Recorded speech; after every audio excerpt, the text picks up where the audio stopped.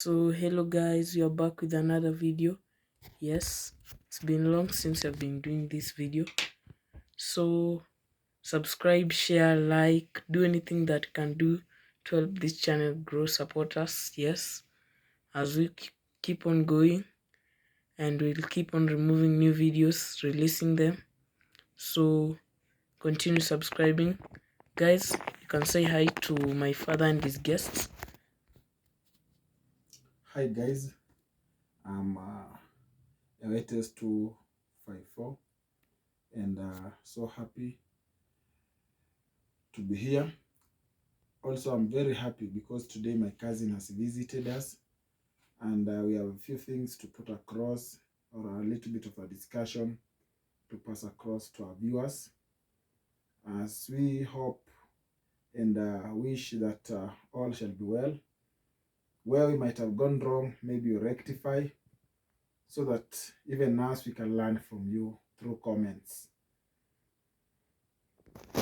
So what about you, Uncle Patty? Hi guys, we are kindly asking you to be with us in this event. Thank you. So let's get started. First question goes to you, Uncle Patty. If given an opportunity to be a Kenyan president, what difference would you bring to in East Africa? Thank you for the question.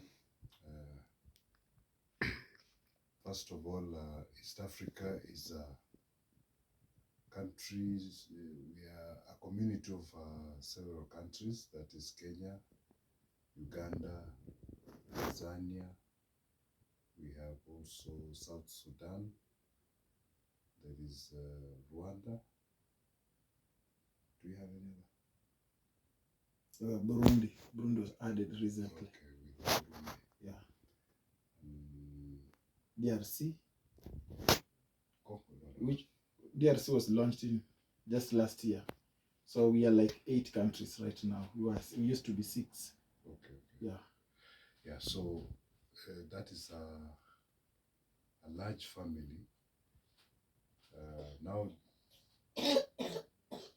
having given a chance to be the president of Kenya in relation to East Africa community, I think something that has really let us down is especially in Kenya's corruption. So if I can rule out corruption, then I think we shall have a platform where Kenya can play a role in helping other countries in East Africa. So my main agenda will be, first of all, to ensure corruption is killed. And killing corruption means that our judicial system must be also up to date. So we have to ensure that our courts are doing their work. We can come in with the legislation ensuring that even the courts operate within time frame, and they ensure within the shortest time justice is served to those people who deserve that justice. 2, we have to ensure that our education system works in a way that anybody from any part of East Africa can intermingle, interact, and can get any job from any quarters, so that that competition will give our people a platform where people will feel at ease to work from anywhere, and that means that our economy will be growing. So if we improve our economy, it means that East Africa will be going somewhere where maybe some of this time couldn't be. If you compare education system of Kenya, Uganda, and Tanzania, you'll find that competition maybe is experienced between Kenya and Uganda. But if you go to the other countries, I think their levels are not equal.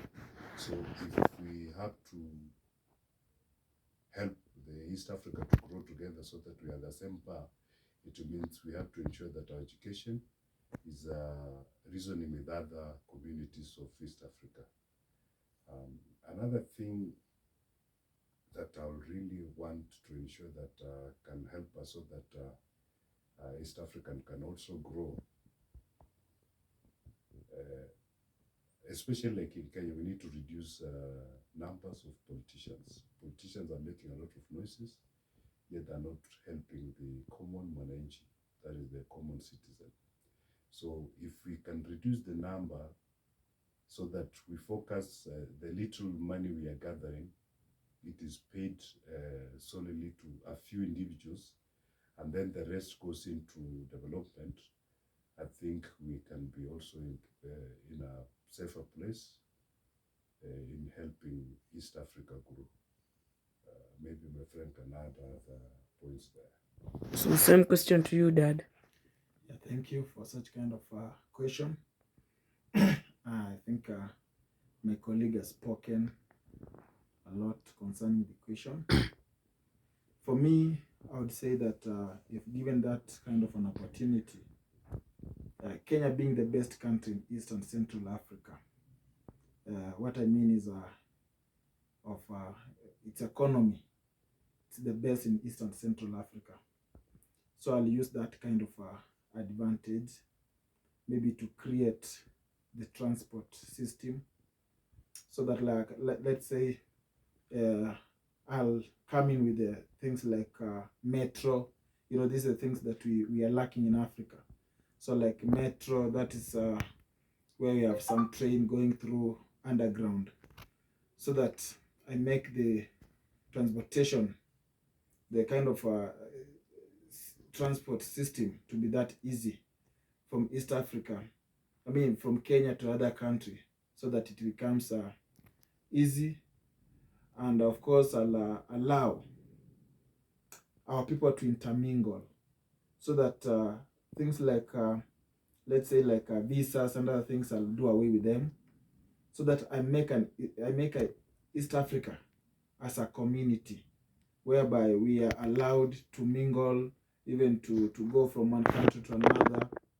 And of course, our education system, Kenya being the best in terms of education, I'll also do the same to the other countries, so that we come to be at a particular level where we can share ideas, education itself, and of course even our hospitals to the other countries. I'll still work on it to make it better than what it is right now. Also, I'll be in a position to improve on our way of communicating. You know, in East Africa, the countries that are not using English, and you find like today, English, it is the business language. When you speak English, you're able to do well. When you compare a country like Tanzania, which is not speaking English or French, it's a Swahili nation, the kind of economic activities that are taking place there, that are slow pace, because they're not able to communicate good English or rather French to market its country. So I'll work on that. Thank you.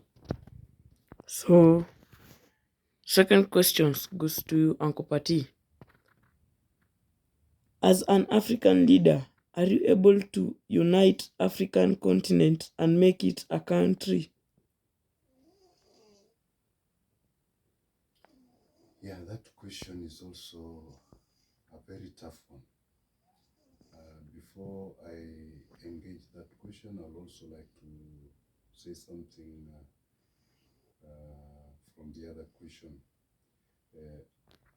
on trade and immigration rules. It would have been better if East Africa community, we have a one national ID where if you're going to move between the borders, there is no restrictions. People will trade anywhere. You will move from one point to the other point without any sort of restrictions, so that East Africa community, we might experience that competition of working together without having animosity due to those restrictions. So that being said, it means that our business will be helping each and every person from each and every corner of our East Africa community. Back to uniting Africa, we have a challenge because the colonialists left us with the mind that we can't trust each other, and that is where the biggest challenge we have. But having said so, Africa still we have a chance to trust each other. One, just like what I've just said a few seconds ago, we need to work out on those tariffs that have been hindering us from working together, communicating or trading between us freely. We need to remove those tariffs that have been circulating markets. We need to work out on immigration or border regulations that have been biased to one of us, like the visas. There are those countries that we are forced to use a visa. There are those ones you need just to check in anytime you are moving to any of those countries. So if by that means we remove all obstacles in trade and movement, then it means Africa, we shall be at a better place working together as one. We need also to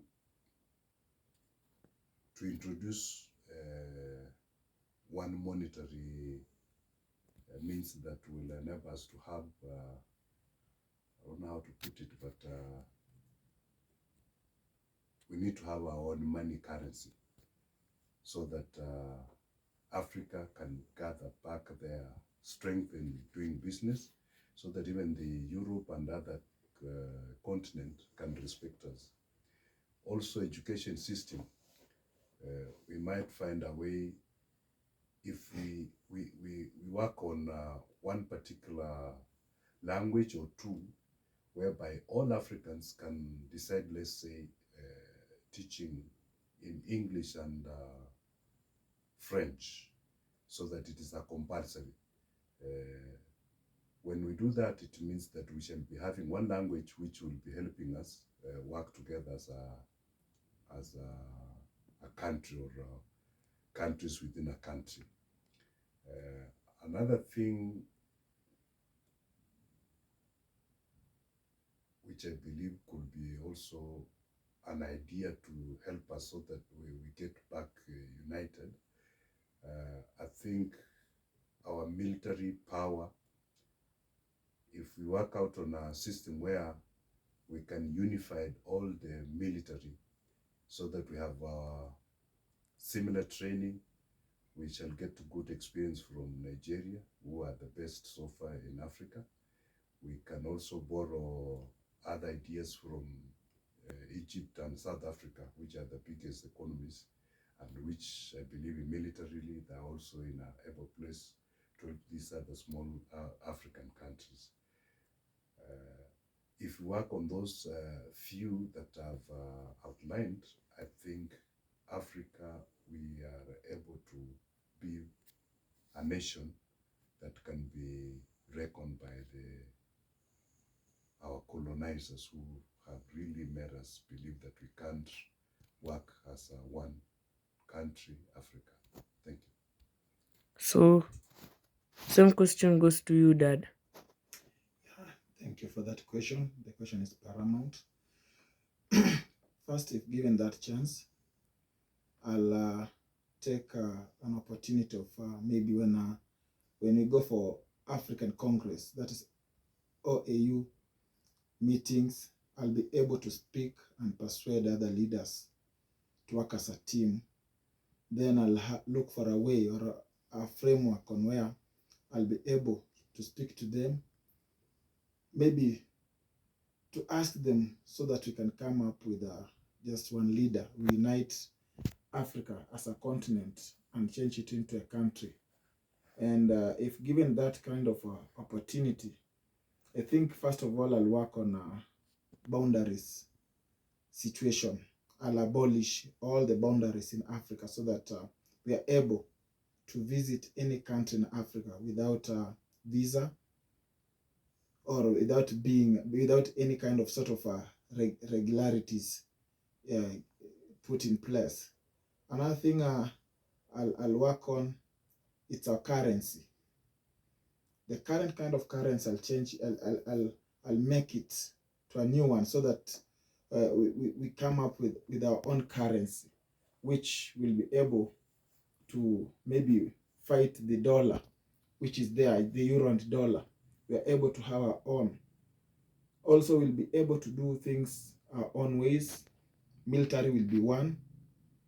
Schools will be talking or speaking one language, which will be able to boost Africa as a country so that we create some sort of a competition among other continents in the world, and will be able to be respected if we do such. Also, I'll be able to go around and there are countries in Africa where we have oil.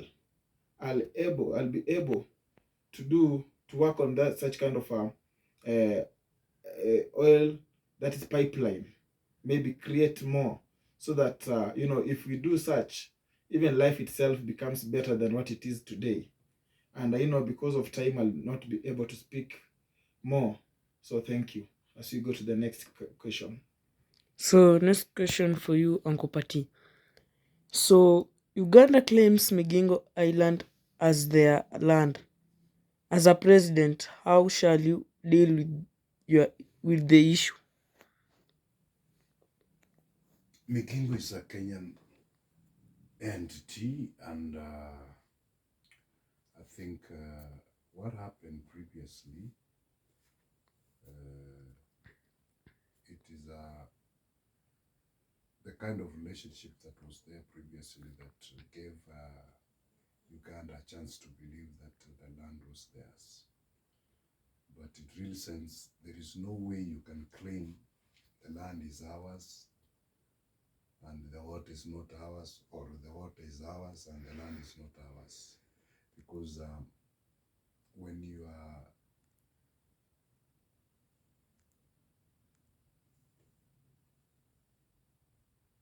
let's say simply, the only best way to show that the land is ours is to use the map which was there for some time, since when the mapping was being done.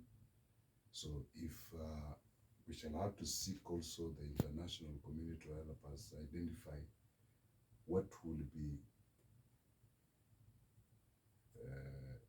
the reasons to why Uganda will believe that the water is theirs and the land is ours. How can you separate water from the land or separate land from the water?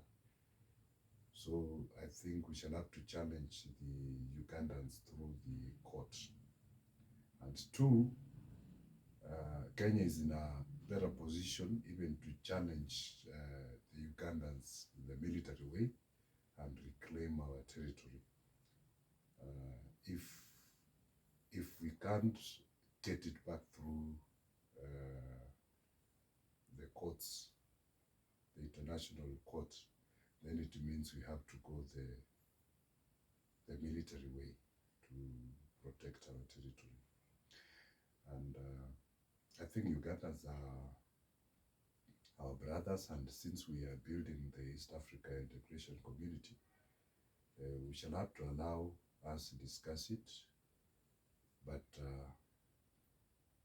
we have to use all means to ensure that the Migingo is ours, because since 1963-4, it has been ours. So just recently when this particular behavior has started. Another thing, we shall have to ensure that our army guys camp there. Maybe they can build their base so that the land is well protected. I don't think if it is a serious thing to me, but in government terms it might be. But if it is me in particular, that is something I can send anybody just to go and ensure it is okay. It's not something that is so serious. Maybe the Somali one is the one which is serious, but this one of Migingo is a very small thing. You just need to use a few two police officers to go and do it, and you're through with it. Uganda, they are very small. They're not people we need to discuss them even here. It's a small thing. Thank you. So you mean Kenyan can beat Uganda? Very simple game. You just take our, you see, advantage of Kenya, we have the Marine.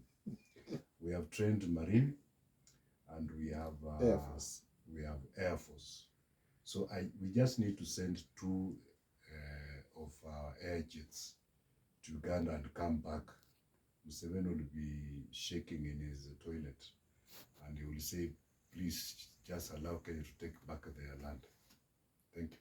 So, some question to you, Dad.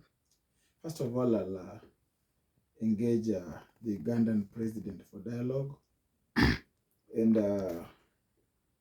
if he's not able maybe to come up with a conclusive, some sort of an agreement, I'll be able to use the power I'm given by the people of Kenya as a president. You know, I can't take them to an international court. That's a waste of time. You know, for me, like today, sometimes there are two things that I normally think about.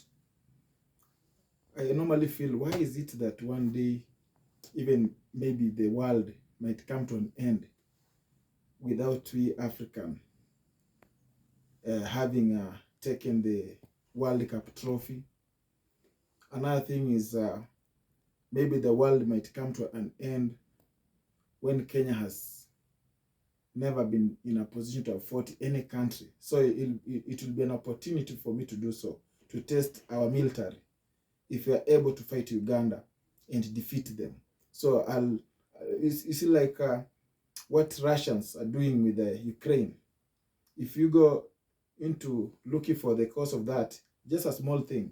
So for me, I'll take Migingo as the cause of everything, so that we can test our military. Because as my colleague said, we have the Air Force and we have the best Marine soldiers. So I'm able to do that, because when I look at Uganda, I find we Kenyans, we are somewhere we are not supposed to be compared to Uganda, because right now we are like the United States of East Africa, Kenya as a country. When a Ugandan comes to Kenya, it's like he has visited America. When a Tanzania comes to Kenya, it's the same thing. So Kenya, we are somewhere. We are more educated than them. We have got the very best military in East Africa. Why waste time? So I'll go for that, whatever I told you.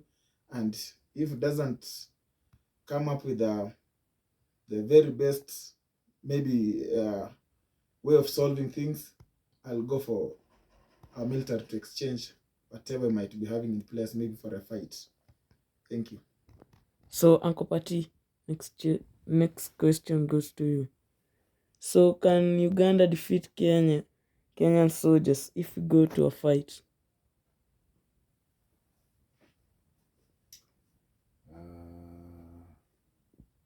We can't claim the seniority in this affair. There are those gray areas where Uganda can try to tease us, but I believe through the Air Force and Marine, we can hit them badly. Even though if they come on the ground, we might have a small challenge. But two, I believe the number of officers we have, we might decide also to use the police forces. And if it goes to that extent, I think they have enough force to Uganda to reckon on. So Uganda, they have an area they can take some glory, but if we decide to take advantage of what we have so far, I think before even they enter Kenya, we shall have finished them while they're just putting on their uniform back in Uganda. Kampala or Uganda. So we are much better off in air and in marine. And if we can hit you over your head, it is not easy for you to hit us on the ground. It's not easy. So we can defeat them. Yes. So same question goes to you, Dad. Yeah, Uganda knows how to fight what you call a guerrilla way of tactics. And for me, as a Kenyan president, I even wonder won't be able to engage the police and maybe GSU. I'll be able to use the military because our Air Force, it's the best in East Africa. Uganda are not good at that. So I'll make use of our Air Force to finish Uganda. Also, the Migingo, the maybe demanding that it's theirs. It is well I'll be able to use our Marine maybe to penetrate to Uganda, to strike them through Marine. So I don't maybe think Uganda can defeat Kenya. No, we can badly. We can beat them in a very bad way. That's what I can say. So I think I'm out of questions, but you can talk a little bit concerning the questions I've asked you economically and countries and challenges. So over to you guys.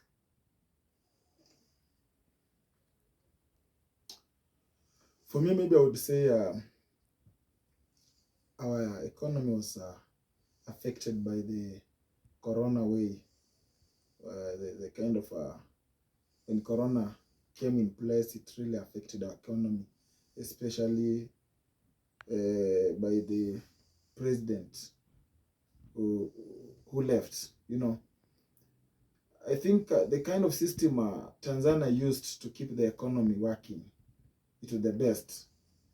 They didn't, of course, put in place things like curfew and whatever. How do you used to call it? Curfew and lockdown. But we Kenya, we used such, and we are able, you know, maybe like when a farmer is supposed to be in his place doing the farming, it's been locked in Mombasa or in Nairobi. So that's why today you can see we are being affected. Because you see, like countries like Tanzania, people are free to move to do their day-to-day activities. And you see, like today, they're not crying so much like we Kenyans. So I think the kind of leadership that was in place really affected us. And if maybe I'm the president or I'm somebody who is somewhere in this country, we should have learned a lesson maybe for our future, that when you're doing things, let us not do things because other countries are doing them. Let us do things our own way, like what Magufuli was using in Uganda, in Tanzania. I think if we couldn't have gone that much, then Kenya could be somewhere good. But it has really affected our economy, and of course, rains also affected our economy. So you find we are struggling in East Africa. We are the only country struggling, because if you look how things are going, other countries are not really crying. They're not struggling. A country like Tanzania, life is okay. Uganda are a bit doing better compared to Kenya. So I think there are things that affected our economy, but I do wish and hope that we have learned a big lesson for our future generation. Thank you. But Uganda itself is a landlocked country, so if you're suffering, it has to suffer too. Uganda has less corruption. if you might go into that, because you find like they're using our ocean for shipping their goods into their country. So they're paying taxes to our country. But when you compare the prices of second-hand cloth, mtumba, in Uganda, it's cheaper compared to Kenyans. Kenyan way of doing things, we overtax. And that's why you see Uganda, being a landlocked country, is doing its citizen. I mean, the kind of people in Uganda, the Ugandans aren't crying like Kenyans. If you buy a car in Uganda, it is cheaper compared to buying a car in Kenya. And yet, the kind of cars they have in Uganda, they come through Kenya to their country. So I think they're less corrupt compared to Kenyans, whom, of course, corruption has really affected most of our offices here in Kenya. I'll give you one thing. Today, go looking for an ID here in Kenya. It might cost you even a year doing that, even a passport. But to go to Uganda, it's not like in Kenya. So those are things like my colleague spoke earlier. He'll be able to work on such. Yeah. Our economy it's worse because of only one thing. The kind of leadership we have in Kenya is not. I don't know where we pick these people from. I think it's a reflection of who we are, because the kind of leaders we have, we can't say it is God who has put them there. It is us who have put them there. And when you see what they are doing, I can't blame even Corona for that. Someone would like to borrow money to develop or to do a project in Kenya. 70% of that money is wasted into people's pockets. It's only 30% which will go into the project. So the kind of corruption we have in Kenya, if we can work out on eliminating corruption, Kenya will be in a very better place economically. 2, the kind of employment we have, it's very worthy. You can imagine having a CS who is a school dropout, heading a ministry where we have professors. You are trying to argue professionally your point. The CS do not understand what you are saying, and the CS will feel intimidated, then will decide to do his or her own things. So I think the worst animal we have in this country is leadership. Someone will go on campaign as telling you that they will be doing this and this. Then when it comes to being in that office and doing what he was supposed to, you see a very funny thing happening. So I believe our economy has been affected by the people who call themselves leaders. We have people we call parliamentarians. I don't know what they usually do in parliament. I think what they only want to do for Kenyans is they go raise their pay, they go look for tenders in government, they get themselves money to protect their own businesses, and they forget the common Kenyan, the person who is paying for, who is giving them salaries, who is paying for a lot of taxes and all that. They forget about them. So I believe if we can work out on those two things, getting the right people in the office and eliminating corruption in each and every quarter of our country, Kenya will be better even if we had a continuous, what do you call this? Lockdown and all those things. Kenya will be better off with the right people in the offices. Thank you.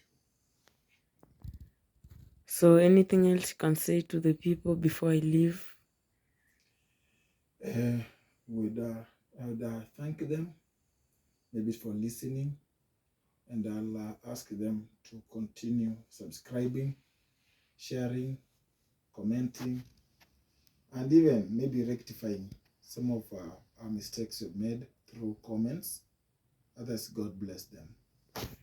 As you have heard what my father and his cousin have said, continue subscribing, liking the video, sharing it, comment it. So do anything that you can do to help this channel grow. As you can see, it's already late. It's 12 midnight. in the midnight. 12:42, as you can see over there. So bye until our next video.